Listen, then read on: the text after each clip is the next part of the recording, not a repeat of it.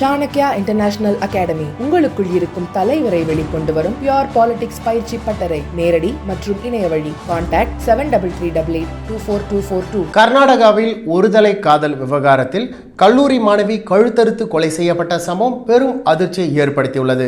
கர்நாடகாவின் பெங்களூருவில் உள்ள ஸ்ரீ ராமாபுரம் பகுதியில் அமைந்திருக்கும் சுந்தரபாளையாவில் வசித்து வரும் யாமினி பிரியா பவனசங்கரியில் உள்ள ஒரு தனியார் கல்லூரியில் பிஃபார்ம் படித்து வந்தார்.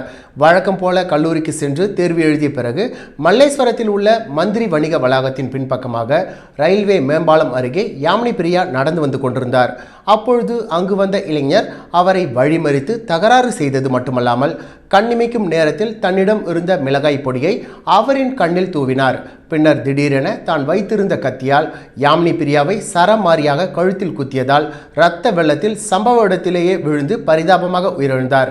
இது தொடர்பாக ஸ்ரீ ராமாபுரம் காவல் நிலையத்தில் தகவல் தெரிவிக்கப்பட்டதை அடுத்து அங்கு வந்த போலீசார் யாமினியின் உடலை கைப்பற்றி பிரேத பரிசோதனைக்காக அரசு மருத்துவமனைக்கு அனுப்பி வைத்தனர். மேலும் வடக்கு மண்டல துணை காவல் ஆணையர் நியாமகவுடா சம்பவ இடத்திற்கு வந்து விசாரணை மேற்கொண்டார். முதற்கட்ட விசாரணையின்படி யாமினியின் வீட்டின் அருகிலேயே வசித்து வரும் சுந்தரபாளையா பகுதியைச் சேர்ந்த விக்னேஷ் என்பவர்தான் கொலை செய்தார் என தெரிய வந்தது. திருட்டு வழக்கில் தொடர்புடைய விக்னேஷ் யாமினியை ஒருதலையாக காதலித்து வந்த நிலையில் விக்னேஷின் காதலை அவர் ஏற்க மறுத்துவிட்டார். ஆனாலும் தன்னை காதலிக்கும்படி யாமினிக்கு தொடர்ந்து தொல்லை கொடுத்து வந்துள்ளார்.